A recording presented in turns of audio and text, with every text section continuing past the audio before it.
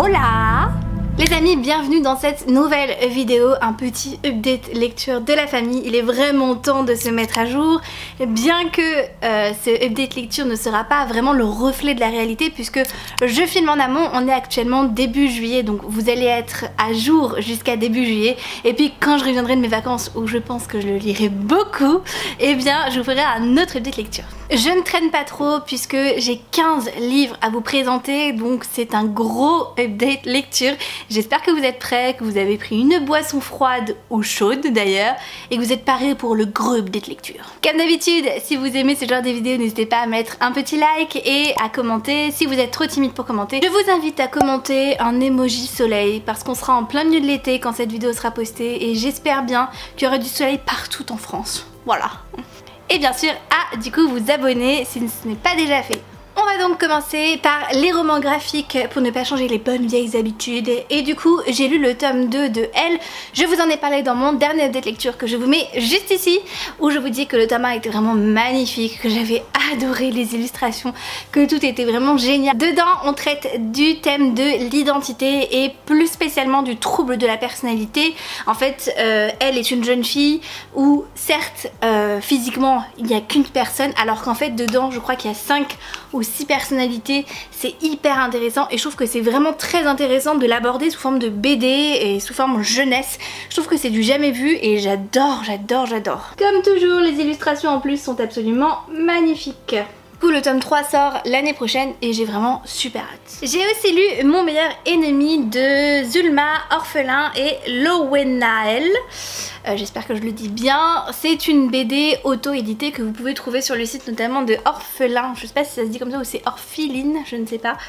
Alors moi je l'avais déjà lu mais il y a très longtemps. Je pense que je l'ai lu en 2016 ou 2017 suite au conseil de Lily Bookin qui en avait parlé dans un de ses updates lecture et ça m'avait fait vachement envie. C'est une BD où en fait ça va être un ennemi Stoolover dans un royaume un peu de fantasy, un peu style oriental et en fait on va suivre notre personnage principal féminin qui est une adolescente quand ça commence et en fait elle est à la cour du roi avec sa famille parce que c'est une famille aristocrate et en fait elle se fait moquer à cause de son poids puisqu'elle a certaines rondeurs en fait bien que ça soit vraiment très léger et elle se fait moquer à cause de ça et notamment par ce charmant jeune homme que vous retrouvez là qui est à l'époque un jeune soldat plein d'ambition et surtout très apprécié à la cour notamment par les jeunes femmes et en fait on va se retrouver je crois 10 ans plus tard et lui du coup il a toujours pas d'épouse et la jeune fille en fait sa famille lui met un peu la pression pour qu'elle prenne un époux et elle se dit eh bien quitte à choisir un époux dans ceux qui sont libres autant le mettre lui parce que il me détestait quand j'étais jeune, il trouvait que j'étais moche, que j'étais ronde etc donc du coup il va me refuser ma main et comme ça je vais être tranquille encore un petit moment. Sauf que il n'a pas refusé parce qu'il l'a oublié. Ah, du coup on va se retrouver mariée avec lui. Voilà, donc c'est un peu comme ça que commence l'histoire.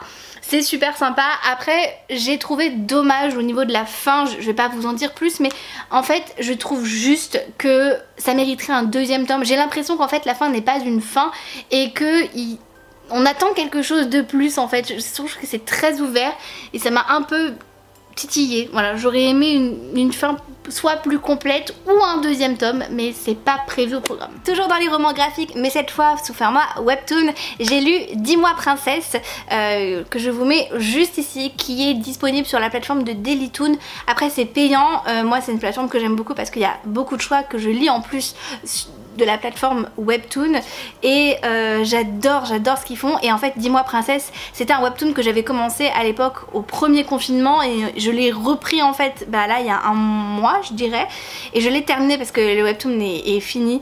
J'aime tellement ce webtoon, qu'est-ce que je me bidonne et j'espère qu'il sera édité un jour parce que c'est un de mes préférés, il est terminé et ça m'a fait un petit pincement au cœur mais vraiment c'était une super histoire que je vous recommande si jamais vous êtes sur Dailytoon, si jamais les webtoons vous intéressent et si voilà le thème un petit peu de princesse pourrait éventuellement vous plaire. On va suivre une jeune femme qui en fait est une réincarnation, elle se réincarne en héroïne de roman, enfin plutôt en contre-héroïne puisqu'en fait c'est la sœur détestée par tout le monde d'une princesse méconnue et tout. Elle s'appelle Anthanasia, si je le dis bien. Et en fait son père la déteste et c'est son père qui va la quick à l'âge de ses 16 ou 17 ans. Donc du coup elle se réincarne dans ce personnage de roman et elle a le souvenir de sa vie, elle se réincarne en bébé et du coup en fait ça commence où elle est un bébé et c'est à mourir de rire parce qu'en fait la personnage elle se dit ok genre je vais mourir à 16 ou 17 ans si je reste là, donc il y a un seul plan en tête, c'est la fuite, genre la fuite, il faut absolument que je ramasse le plus de fric possible et que genre à 10 ou 11 ans je me taille la route avant que le roi se souvienne que j'existe. C'est hyper cocasse, hyper drôle, franchement il y a plein de situations trop drôles, bien évidemment son plan va pas du tout se passer comme elle le voulait, enfin bref c'est vraiment génial. On passe maintenant au livre. Alors du coup j'ai bien avancé dans la saga Covenant puisque j'ai lu le tome 2 et le tome 3 que je vous présente là. Que dire de cette saga? Franchement que dire? Je vous renvoie déjà à mon update lecture où j'en parle du tome 1. Que dire sur cette saga? Franchement c'est de la bombe les gars, vraiment j'aime trop.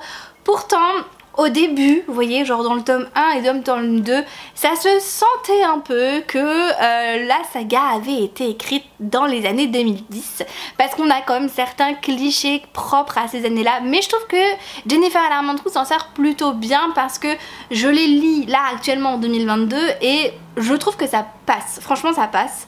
Le tome 3 est excellent, franchement c'est le meilleur de la saga pour moi et on m'a dit que ça se bonifiait de tome en tome, du coup j'ai trop hâte d'arriver au tome 4 et au tome 5. On va se les lire cet été avec Amal, donc je vous en dirai beaucoup plus. C'est une saga qui va parler de mythologie grecque, où on va suivre en fait des sangs mêlés, des sangs purs, des dieux, des demi-dieux, bref il y a un petit peu tout, c'est trop bien. J'ai vraiment hâte d'avoir le fin mot de l'histoire, je peux que vous la recommander. J'ai pas envie d'en dire plus parce que c'est un tome 2 et un tome 3. Et j'en parle déjà assez dans mon dernier update lecture avec le tome 1, donc je vous y renvoie.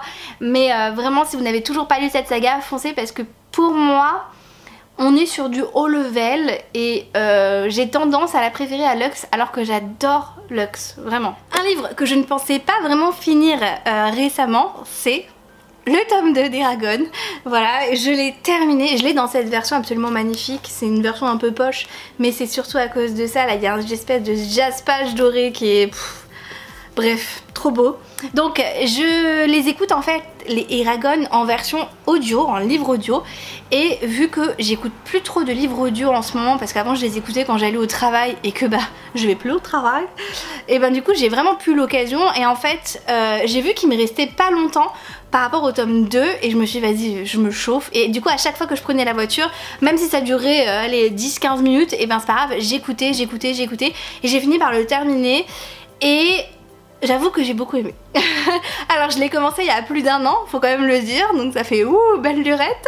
Mais j'ai quand même beaucoup aimé, j'en gardais quand même des souvenirs assez forts parce que je trouve qu'en livre audio c'est complètement différent que en livre basique parce que on se souvient à cause des voix, à cause du jeu en fait de l'acteur qui interprète Eragon, qui interprète Rowan, qui interprète en fait tous les personnages et qui donne vraiment de sa personne. Et du coup je trouve que ça rentre beaucoup plus facilement, enfin en tout cas pour moi, que quand je lis en fait. Je pense que j'ai plus une mémoire en fait à entendre, je sais pas trop, à écouter, plutôt qu'une mémoire en fait visuelle, je sais pas. Le tome 2 est pour moi la continuité du tome 1, il se passe pas mal de choses, on a surtout des révélations et ça c'est très appréciable en fait dans cette saga de fantasy, c'est vraiment les révélations, on arrive à être surpris. J'ai un petit peu peur pour la suite parce que la fin, franchement j'étais en mode ah d'accord, c'est donc comme ça que ça se passe. Je m'y attendais absolument pas, le tome 1 je l'avais lu il y a plus d'1 an et demi maintenant, mais c'était une relecture, donc le tome 2 pour moi c'était vraiment une découverte et j'ai vraiment passé un excellent moment de lecture. Vraiment je vous conseille cette saga. C'est pas un coup de cœur parce que je trouve que ça ressemble sur certains points beaucoup même au Seigneur des Anneaux. Il y a plein de choses qui me font penser au Seigneur des Anneaux. Il y a une certaine de mythologie en fait qui est reprise du Seigneur des Anneaux, mis à part le fait qu'il voilà, il y a cette histoire avec les dragons et qu'il n'y a pas d'anneau de pouvoir, mais je trouve que on retrouve quand même beaucoup de personnages de Tolkien dans cet ouvrage là que j'arrive à revoir en fait en reflet. Donc ça me bloque parfois un peu et c'est pour ça que c'est pas un coup de cœur. Par contre je connaîtrais pas le Seigneur des Anneaux, je pense que ça serait une vraie découverte et une révélation vraiment pour le coup. Il me reste du coup les 2 derniers tomes à terminer et j'ai un petit peu peur, j'avoue. Un autre point très appréciable aussi dans ce roman, c'est qu'on ne suit plus que le point de vue d'Eragon, on suit le point de vue de Roran, qui est le cousin d'Eragon. J'avoue que je m'y attendais pas du tout à ce qu'il prenne une place aussi importante, parce que pour moi dans le tome 1, voilà, on l'a croisé et je me suis dit allez ciao, dans 4 tomes, je me suis pas dit du tout qu'on allait le suivre et le revoir aussitôt. Donc c'était quand même après vraiment appréciable. D'ailleurs j'ai préféré les chapitres de son point de vue que du point de vue d'Eragon, qui était à mon sens beaucoup trop en longueur, parce qu'il passe pas mal de temps chez les elfes et du coup bah c'est long, cette partie là c'est vraiment long, c'est pas très intéressant, alors que la partie de Roran pour le coup on a beaucoup du tome 1. Finalement, on a une quête, on a une aventure, on est sur la route, on est dans l'urgence, on est dans l'action, dans l'aventure. Et ça, j'ai beaucoup plus apprécié. Maintenant, il faut que je me motive à lire le tome 3. J'ai aussi lu Nos identités, celles qu'on nous impose, celles qu'on nous cache, donc d'un collectif d'autrices, je crois qu'il n'y a que des femmes si je dis pas de bêtises. C'est 6 nouvelles en fait qui sont sur la diversité et la représentation dans la littérature. Enfin, pas forcément dans la littérature, mais là en l'occurrence dans la littérature, voilà. On va suivre du coup 6 nouvelles avec des personnages principaux qui sont de couleur en fait, et j'ai trouvé ça hyper intéressant. C'était sympa, après c'est des nouvelles, donc moi j'ai tendance à pas forcément m'accrocher ou voilà ressentir plus d'émotion que dans un roman. Pour des nouvelles ça se lit hyper vite, donc c'est très court comme vous pouvez le constater. Après les plumes étaient très jolies, j'ai bien aimé le fait qu'il y avait quand même beaucoup de différences entre les plumes et ça apportait un vrai cachet au livre. Après je pense que c'est un livre important qui devrait être lu finalement par les plus jeunes, voilà, quand vous rentrez au collège, je pense que voilà en 6ème, hop, vous devez le lire, 6ème ou 5ème, ça doit être lu, et je sais pas, ça me paraît important. J'ai trouvé peut-être dommage que les nouvelles soient courtes, vraiment très courtes pour certaines. Il y avait toujours une moralité derrière, il y avait toujours un message qui était passé et que j'ai trouvé vraiment souvent pertinent et intéressant. Après je sais pas si des jeunes auront forcément le recul, mais ça s'adresse quand même beaucoup à des jeunes et à ces personnes qui ne se sentent pas vraiment représentées dans les littératures. J'ai lu et terminé Fangirl de Rainbow Rowell et si vous n'avez pas vu mes dernières vidéos, eh bien sachez que c'est un flop, voilà. J'ai pas du tout aimé ce roman et je sais que la plupart d'entre vous vont se désabonner en voyant mon avis sur ce livre et vont me détester et vont même mettre un commentaire négatif et vont me dire que plus jamais vous voulez avoir affaire à Madame Errance. Mais que voulez-vous, je vais pas vous mentir, je n'ai pas aimé ce livre et je sais que ça va faire jaser, j'en suis désolée vraiment. Même moi, sachez que je suis la plus déçue d'entre vous tous de ne pas avoir aimé ce livre. J'avais tellement d'attentes pour ce roman, mais vraiment tellement d'attentes. Et peut-être, je l'admets, que j'avais trop d'attentes même. À mon avis, c'est ça qui a fait que c'est un gros flop pour moi. Dans cette histoire, on va suivre Kat, qui est une jeune femme qui vient d'avoir son bac, en fait, l'équivalent du bac aux États-Unis, qui rentre en fac. Et elle a fait toute sa vie, en fait, avec sa sœur jumelle qui s'appelle Vren. Et elles sont vraiment comme ça, les deux, mais depuis qu'elles sont petites. Sauf que Vren, elle va faire une annonce fracassante. Elle va lui dire, bah écoute, t'es bien mignonne, mais là pour la fac, j'ai pas du tout envie d'être en chambre avec toi. J'ai envie de me dissocier de toi et de faire ma vie de mon côté. Donc Kat, qui est absolument pas sociable, genre vraiment pas, elle a vraiment que sa sœur dans sa vie, elle va un peu déchanter, elle va être hyper stressée aussi parce que c'est pas dans ses habitudes d'aller vers les gens. En plus elle va partager sa chambre du coup avec une inconnue, elle sait pas comment ça va se passer, ça l'angoisse beaucoup.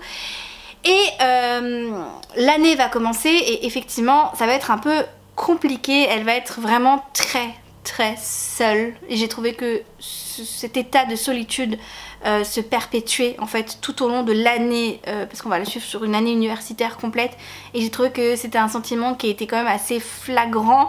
Alors oui, elle va finir par sympathiser avec sa coloc, mais voilà, c'est pas non plus folichon, je trouve. Sa sœur jumelle est une vraie peste qui la laisse tomber et qui en a plus rien à faire d'elle et qui l'enfonce et qui se moque d'elle et tout. Oh, mais une tête à claque, mais je l'ai détestée sa sœur jumelle, franchement je peux pas me la piffrer. Elle a des love interest, mais c'est catastrophique, ça se passe super mal. Déjà, au début, elle a un petit copain, et ben il la largue, hein, parce qu'il a trouvé une autre fille. Ensuite, elle a un love interest, ça se passe pas bien. Elle a un deuxième love interest, et pour moi, c'est pas folichon.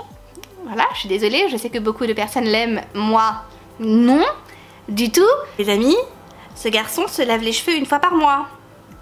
Une fois par mois, ça envoie pas du rêve, hein. Et puis il y a tout ce côté fanfiction en fait, parce que Kat elle est obsédée par l'univers de Simon Snow, voilà Simon Snow. C'est un peu notre équivalent d'Harry Potter finalement. Voilà, le dernier tome de Simon Snow n'est pas sorti, donc du coup elle écrit une fanfiction qui s'appelle Carry On, livre qui est sorti chez Pocket Jeunesse et qui reprend cette histoire là. Elle écrit donc une fanfiction qui s'appelle Carry On et qui a énormément de succès sur internet, tout le monde l'a lu, tout le monde l'adore, et elle compte terminer du coup sa fanfiction avant que le dernier tome de Simon Snow sorte, et du coup ça lui met beaucoup de travail. Mais je me suis retrouvée dans Kat par rapport à sa passion sur l'écriture, parce que quand j'étais adolescente j'étais vraiment comme elle, j'étais vraiment écriture dans des univers que j'aimais, notamment Harry Potter. J'étais sur des forums RPG et j'aimais trop ça en fait, c'était vraiment ma passion, et je me suis retrouvée par rapport à ça dans Kat. Après j'ai pas du tout été convaincue par cette histoire avec Simon Snow. Je sais pas, il y avait beaucoup de... Parce qu'entre les chapitres on avait souvent des passages, des histoires qu'elle écrivait, que ce soit celle de Carry On ou des one-shots qu'elle avait écrits sur Simon Snow, et en fait je trouvais que c'était trop en fait, et que ça mélangeait trop les genres, et je sais pas, j'ai pas du tout adhéré, et je trouve qu'on en fait vraiment des caisses sur cette fanfiction qu'il y a dans ce roman là, et c'est pas le sujet à mon sens. Enfin moi j'aurais vraiment aimé voir moins de Simon Snow et plus de Kat finalement. Bref, bien que sa vie était pas très joyeuse, j'aurais aimé qu'il se passe plus de choses pour elle. C'était une année où finalement il s'est quasiment rien passé, enfin il s'est passé des choses émotionnellement, mais c'est pas ce que je voulais voir pour elle en fait. J'aurais aimé qu'il se passe plus de choses positives, qu'il se passe, je sais pas, qu'elle ait une évolution aussi dans son caractère, dans son personnage, et beaucoup diront qu'elle a eu cette évolution. Moi je trouve que non, finalement c'est la même à la fin, donc ouais, non, très déçue, un gros flop. C'est fou parce que pour beaucoup de personnes c'est un livre doudou, et pour moi c'est pas ça, c'est vraiment un livre que j'ai trouvé triste. Vraiment pour le coup, la vie de Kat elle m'a rendu triste pour elle, et il y a tellement de solitude, et il y a tellement d'émotions, mais si dévastante en fait par rapport à elle, par rapport à sa vie. Moi je l'ai pas du tout vu comme vous l'avez vu, mais voilà, c'est comme ça, on n'a pas tous les mêmes avis. J'ai ensuite lu Instant Karma de Marissa Meyer. Marissa Meyer, c'est vraiment une queen, hein, franchement. Nous allons suivre Prudence, qui est une élève absolument parfaite. C'est une adolescente qui est au lycée, elle a un frère jumeau, elle a une famille assez nombreuse parce qu'elle a pas mal de frères et sœurs. Ses parents tiennent une boutique de disques vinyle en fait en ville, et elle vit sur une magnifique ville côtière qui est très calme durant l'année, mais qui est envahie de touristes durant l'été. Prudence, c'est vraiment un personnage qui est première de classe, qui est très carré, qui est très organisé. Parce que s'il y avait un signe du zodiaque pour représenter Prudence, ça serait la Vierge, genre très carré, très organisé, qui planifie tout sur tout, vraiment très carré sur tout. Et on a son inverse qui est Quint. Quint, c'est un élève qui est un garçon avec qui elle a dû faire équipe pendant 1 an durant les cours de biologie, et ça a été l'horreur.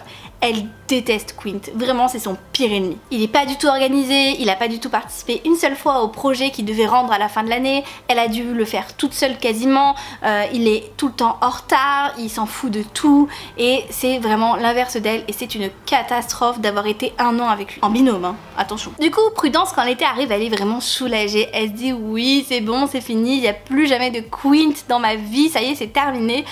Sauf que ils vont se taper une très mauvaise note au sujet qu'ils devaient rendre tous les deux à la fin de l'année, et donc du coup le professeur leur donne une deuxième chance en disant si vous êtes d'accord tous les deux, je vous donne la possibilité de vous rattraper avec un nouveau devoir. Du coup Prudence, elle qui est vraiment axée sur les notes, a dit ok c'est bon, moi je veux, oui d'accord. Mais Quint lui veut pas, parce que pour lui aussi c'était une année horrible avec Prudence, et donc du coup il veut pas passer son été avec elle, loin de là. Mais Prudence elle est vraiment hyper têtue, mais genre vraiment têtue. Du coup elle va aller jusqu'au refuge où il travaille pour vraiment faire du forcing, et lui même faire un marché avec lui en mode ok t'as besoin d'aide ici là dans ce refuge pour animaux marins, moi je veux bien travailler gratuitement en tant que bénévole si jamais en contrepartie tu fais ce putain d'exposé avec moi. Et ça marche, il accepte. En plus entre temps, elle ne sait pas comment, mais Prudence a réussi à avoir un super pouvoir parce que maintenant elle peut punir les gens qui font des mauvaises actions et qui ont un mauvais karma. Et bien il leur arrive du coup des petites broutilles quand elle serre très fort les poings. Elle essaie de l'utiliser sur Quint mais ça marche pas vraiment. On va se rendre compte finalement durant tout le roman que Quint est très différent de ce qu'on pouvait imaginer. Prudence aussi a assez faible, elle a un côté humain très attachant que j'ai vraiment beaucoup aimé. Et puis surtout dans ce livre qui est un petit enemies to lover, une petite romance toute mignonne, toute fraîche,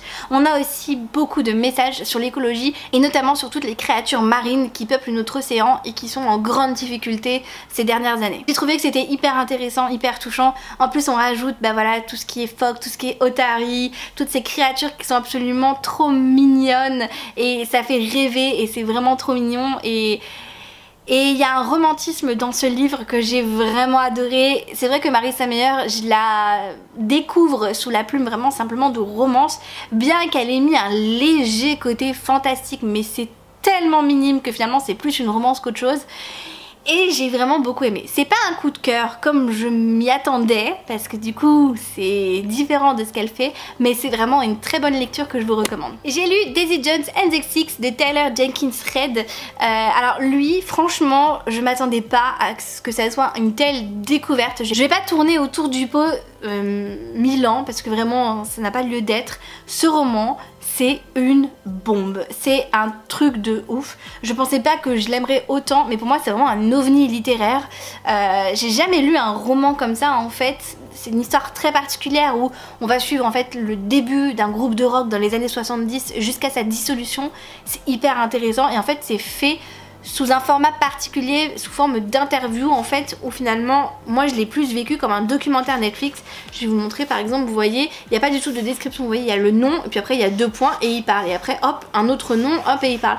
C'est vraiment hyper intéressant. On va suivre du coup ce groupe de rock 40 ou 50 ans plus tard où ils racontent en fait leur histoire et aussi d'autres acteurs qui étaient satellites de ce groupe là qui sont hyper intéressants aussi. Ça met plein de choses en perspective, ça met plein de points de vue et j'ai vraiment adoré cette histoire. Je l'ai lu en 24 heures. Je pensais pas autant aimer, mais c'est hyper rock'n'roll en fait et j'avais l'impression d'être dans les années 70 alors qu'il n'y a aucune description, il n'y a rien, il y a juste ces personnes qui parlent.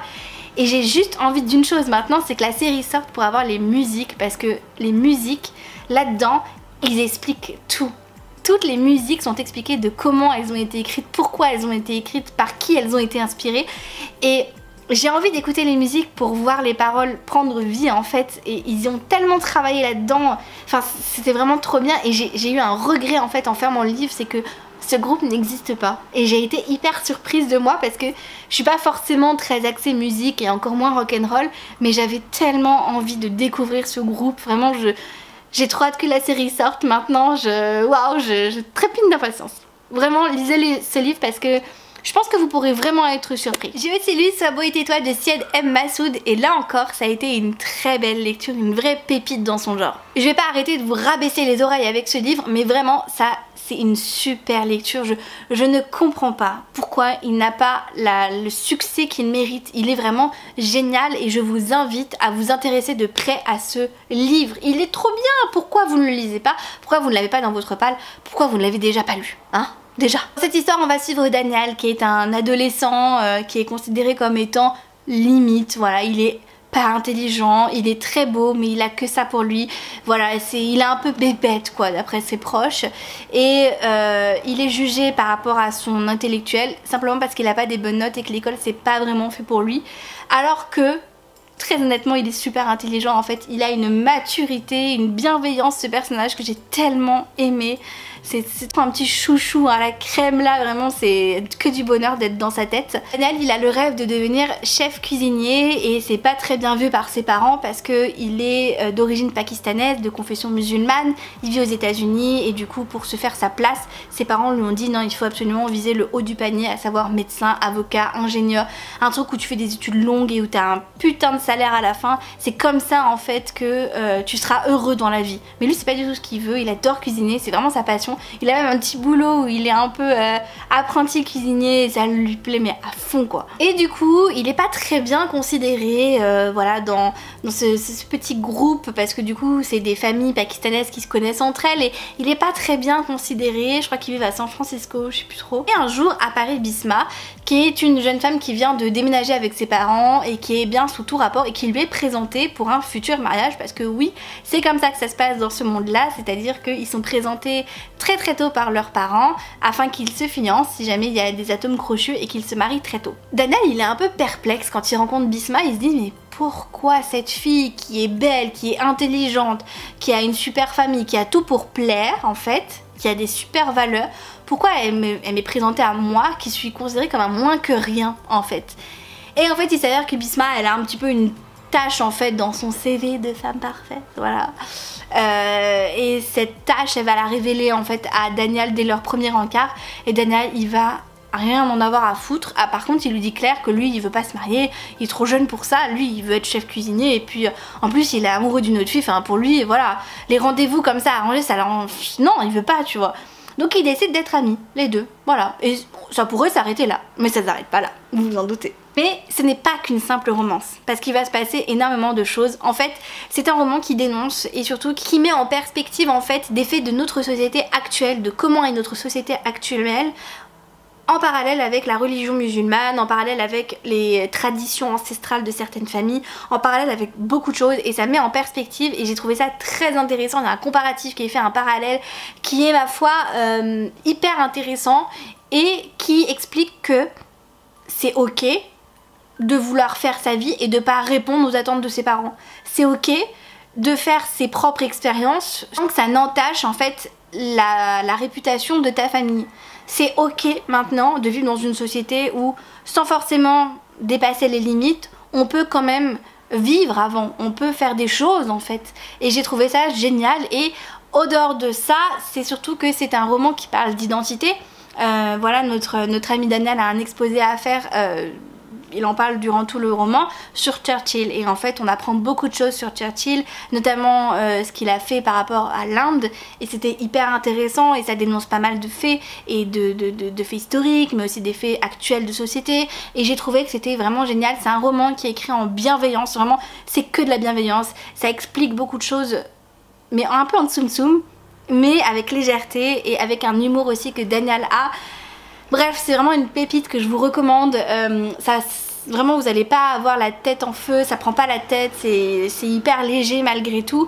Mais c'est un roman que je trouve important et en plus avec des personnages de couleur, écrit par un auteur en plus de couleur qui est concerné. Donc vraiment c'est tout bénef. J'ai lu Another Story of Bad Boys de Mathilde Laloy. Le tome 1 est... je n'ai pas aimé. Assez étonnant parce que c'est vrai que j'ai longtemps aimé les romances un peu clichés, un peu mignonnes, adolescentes dans ce style là avec les bad boys, les machins, les bidules. Et en fait non, j'étais mal à l'aise durant tout le roman, j'ai pas du tout passé un vraiment bon moment de lecture. L'avantage c'est que ça se lit très très rapidement, c'est très fluide, donc finalement il fait 600 pages mais ça se mange en quelques jours à peine, hein, c'est écrit gros en plus. Mais le personnage principal masculin qui s'appelle Cameron est pour moi beaucoup trop toxique. C'est vraiment pas ce que je veux voir maintenant, surtout que l'héroïne qui s'appelle Lily a une tendance à s'écraser, à s'excuser alors qu'elle est coupable de rien, juste pour répondre aux caprices d'un mec qui n'en vaut clairement pas la peine, qui est beaucoup trop axé sur l'égocentrisme et sur la bagarre, voilà, qui a des problèmes qu'il invente tout seul. Clairement, il est un peu fou. Moi, je l'ai trouvé un peu bipolaire. Un coup de oh, on est trop meilleurs amis, je rigole avec toi. Un coup de je te parle pas, je te déteste, ne m'approche pas. Bref, c'était vraiment un peu chelou comme histoire. C'est vendu comme un ennemi tout over. Voilà. Non, ça l'a pas fait. Je suis très triste parce que j'avais toute la trilogie dans ma pile à lire. Voilà. Et puis surtout parce que vu les retours hyper élogieux que j'avais eu, je m'étais attendue à quelque chose de plutôt bien et moi ça l'a pas fait sur moi. Je m'excuse encore une fois si vous c'est un de vos livres préférés ou que vous avez adoré la saga. Encore une fois je le redis, mais tous les goûts sont dans la nature. Pour moi ça l'a pas fait. Par contre j'ai beaucoup aimé la plume de l'autrice que j'ai trouvé vraiment très très jolie. Je trouve que, parce qu'il me semble qu'elle l'a écrit quand elle était adolescente ou jeune adulte, et je trouve que elle a une très belle plume, hein. Vraiment pour le coup, ça y a pas de souci, mais je trouve que c'est vraiment les personnages et l'histoire qui ont été pour moi catastrophiques, vraiment catastrophiques. Vous allez encore me détester, mais j'ai abandonné Ce qu'il nous faut retrouver de Joanne E. Je l'ai commencé pour le Flowers Book Challenge et au bout de 3 semaines et demie, j'ai fini par rendre les armes et dire c'est bon stop, j'en ai marre, j'arrive pas à me mettre dedans, j'ai lu 200 pages. Pour moi c'était trop, j'en avais trop marre en fait. Donc ça l'a malheureusement pas fait pour moi. C'est une histoire qui est pourtant, je pense, très jolie et qui dénonce, je pense, des faits écologiques. Mais non, ça l'a pas fait pour moi. J'ai lu que 200 pages, j'ai lu à peine la moitié. J'ai bien aimé le fait qu'on alternait les chapitres entre la sœur aînée et la plus jeune sœur. Mais il y avait un tel décalage entre les deux points de vue, c'est un truc de fou.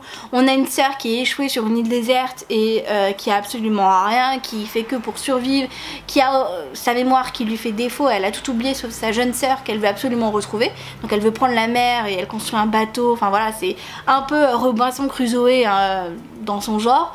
Et de l'autre côté on a sa petite sœur qui vit sur une espèce de cité dans le ciel où tout est très technologique. Ils ont des espèces de clones, enfin pas de clones mais d'avatars en fait qu'ils projettent dans l'internet ou qu'ils envoient en soirée à leur place. Enfin c'est vraiment très chelou et c'était deux mondes qui n'avaient rien à voir. Et j'ai adoré les chapitres pourtant avec la sœur aînée qui est sur l'île déserte.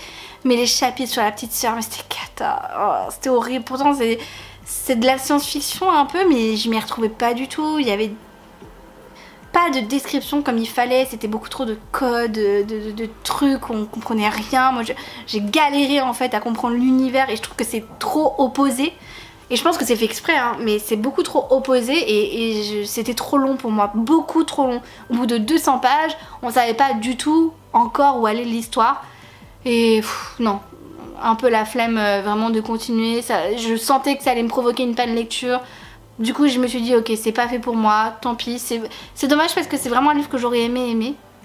Je dis trop de fois le mot aimer, mais voilà. Au contraire j'ai lu Vespertine de Margaret Rogerson et là pour le coup ça a été une très belle lecture. Vraiment une belle lecture, j'ai passé un excellent moment de lecture.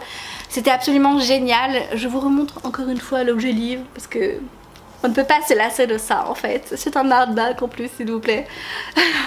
Dans ce monde où on est, quand vous mourrez, vous devez être exorcisé, sinon votre âme en fait reste accrochée à la terre et en fonction de comment vous êtes mort, et bien du coup votre âme devient un spectre avec des pouvoirs. C'est très particulier mais c'est un peu comme ça. Et Artemisia est une nonne du coup qui s'occupe de du coup exorciser les corps. Elle veut faire que ça de sa vie, elle a été blessée en fait dans la vie très tôt par ses parents, par sa famille, par ses proches. Elle est très solitaire et elle a le don de voir les esprits, donc elle veut juste exorciser les gens et ça s'arrête là. Sauf qu'il va y avoir une attaque en fait à son couvent et elle va devoir, pour sauver sa vie et celle des autres sœurs qui vivent avec elle, prendre un artefact que vous voyez juste ici, ce petit collier. Et dans cet artefact en fait il y a un esprit antique qui est lié à cet artefact et qui va la posséder et qui va du coup prendre plus ou moins possession d'elle. Ils vont tout du moins se partager son corps et grâce en fait à cet artefact et cet esprit très ancien, elle va pouvoir défendre le couvent et surtout sauver les autres sœurs qui y vivent. Donc c'est comme ça que ça commence. C'est un peu complexe très honnêtement à se mettre en place, à comprendre les éléments, mais une fois que vous êtes dans l'univers, franchement ça roule tout seul. Vous avez en plus, je le dis parce qu'il y en a beaucoup qui ne le savent pas, vous avez à la fin un index en fait par rapport aux âmes. Voilà, vous avez la hiérarchie des esprits et ça vous explique en fait les catégories des esprits que vous pouvez croiser dans le roman. C'est hyper pratique, je n'ai fait que me référer à ça parce que c'est vrai que c'est hyper compliqué, il y a beaucoup de vocabulaire. Mais une fois que vous savez qu'il y a ça à la fin, ça se fait tout seul. Vraiment ça se fait tout seul. Je vais être, je pense, une des seules à le penser et à l'avoir ressenti tel quel, mais j'ai préféré Vespertine à Sorcery of Thorn Il y avait quelque chose dans Vespertine qu'il n'y avait pas dans Sorcery of Thorn. Déjà c'était beaucoup plus sombre, c'était beaucoup plus prononcé comme univers aussi, et j'ai eu l'impression qu'on allait vraiment au bout des choses, alors que dans Sorcery of Thorn j'en suis ressortie avec une certaine frustration que j'arrivais pas à m'expliquer, et c'est pas du tout le cas dans Vespertine. D'ailleurs ça peut se lire en one shot. L'autrice ne sait pas si elle va faire une suite, c'est possible qu'elle en fasse une, mais c'est possible que non et que du coup ça se lise simplement en one shot. J'ai adoré la relation entre Artemisia et le Revenant. Voilà, ils sont dans un seul corps, ils sont deux dedans, c'est hyper intéressant, hyper bien fait, vraiment. Margaret Rogerson, elle a une plume absolument magnifique, et ouais, c'est un univers incroyable, une histoire incroyable. Je savais pas du tout où on allait en fait au début, je me suis dit ok, elle a l'artefact, ok, elle est possédée, et maintenant? Et ben en fait maintenant il se passe beaucoup de choses en fait. Non, franchement vous allez passer un super moment.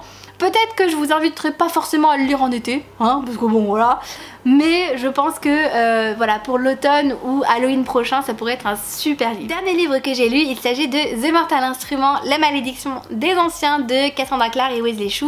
C'est le premier tome du coup de cette saga. C'est une trilogie, hein, si j'ai bien compris. Donc les deux premiers tomes ont été traduits en français.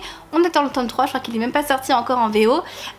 C'était une super lecture. Je vous l'ai expliqué dans mon vlog sur le Flowers Book Challenge, parce que je l'ai lu à cette occasion-là. J'ai trouvé juste dommage parce qu'en fait on reculait dans le temps, et en fait Alec et Magnus, moi quand je les ai quittés à la fin de Renaissance, la saga Renaissance qui fait 4 tomes en français, je savais où ils en étaient dans leur vie et ils étaient tellement avancés, il y a eu une telle évolution que de revenir en arrière au début de leur couple, j'ai trouvé ça un peu dommage, parce que j'avais l'impression d'avoir déjà vécu ça en fait et d'être déjà passé par là, et j'avais l'impression de faire un retour en arrière que je voulais pas forcément pour leur couple en fait. Je les aime tellement en fait dans l'âge présent que de revenir dans le passé où ils sont encore tout timides l'un envers l'autre, leur relation est toute débutante, voilà, ils s'aiment mais c'est le début et c'est pas encore une relation comme il y a dans les prochains tomes, et j'ai trouvé ça un peu dommage. Après c'était quand même très intéressant, on a quand même une enquête que j'ai trouvé géniale, qui nous fait voyager dans toute l'Europe, et c'était super de ce point de vue là. Les chapitres sont toujours aussi longs, hein, c'est les Immortal Instruments, les chapitres sont à rallonge, mais franchement ouais, non, très très bon moment de lecture, et j'ai hâte de continuer la saga et de retrouver Magnus et Alec parce qu'ils sont vraiment trop mignons. J'ai aussi terminé ma relecture du tome 2 de Harry Potter et la Chambre des Secrets de J.K. Rowling. Je le lis dans cette version là parce que je les avais jamais lus en fait avec la version Minalima. Je vous en parlais dans mon dernier update lecture où je vous dis que j'avais relu le tome 1. Là j'ai terminé le tome 2. Je vais pas plus m'étendre, j'ai juste vous montrer certains trucs assez sympas. Je vais vous montrer certaines pages, notamment ici dans la Chambre des Secrets, où vous avez juste à... Je vais y arriver. Faut que je fasse gaffe. Voilà, vous avez juste en fait à ouvrir ici et le basilic sort. Voilà, hop, hop, hop, hop. Bref, donc non, une très bonne relecture. Je voulais absolument le terminer en fait avant de partir en vacances cet été. Il s'avère que mon copain lui il a toujours pas terminé, donc vu qu'on lit ça en lecture commune, je pense que je vais attendre un peu avant de lire le tome 3 à mon avis. On passe maintenant à mes lectures en cours. J'ai deux lectures que j'ai commencé en plus hier, à savoir que je vous tourne la vidéo, on est le 12 juillet, donc c'est mes lectures à l'instantané au 12 juillet, hein, ça ne sera plus le cas quand vous regarderez cette vidéo, je les aurai très certainement terminées. Donc je suis en train de lire le tome 2 de The Mortal Instrument, La Malédiction des Anciens, je vous l'ai présenté juste avant, donc c'est un petit peu cocasse, n'est-ce pas? Donc voilà, je l'ai commencé hier. Là par contre c'est un tome qui se passe après la saga de base, donc après les 6 tomes de base, et là ça me plaît un peu plus. Voilà, j'ai lu qu'un chapitre pour le moment, mais ça me plaît un peu plus parce qu'on est déjà bien avancé dans leur relation. Donc voilà, j'ai très hâte d'en savoir plus. Et j'ai commencé Keleana, le tome 2, donc la reine sans couronne de Sarah J. Maas. Je le lis en lecture commune avec Ama, on se fait 4 chapitres par jour, donc là j'ai pas encore lu mes 4 chapitres du jour. Normalement aujourd'hui je devrais arriver au chapitre 8. Voilà, donc ça a été un peu compliqué de me remettre dans les 4 premiers chapitres, mais là c'est bon, là je suis embarquée et je veux savoir la suite. Et voilà, cette update lecture est terminée, j'ai l'impression qu'il est à rallonge, je crois qu'il fait au moins 50 ou 55 minutes, donc désolée d'avance. J'espère que vous avez passé un agréable moment en ma compagnie. Moi c'est toujours un plaisir de vous faire des petites updates lecture et de faire ce genre de vidéos. Merci d'avoir regardé cette vidéo jusqu'au bout, et je vous fais des très gros bisous et je vous souhaite de très bonnes lectures. Ciao ciao.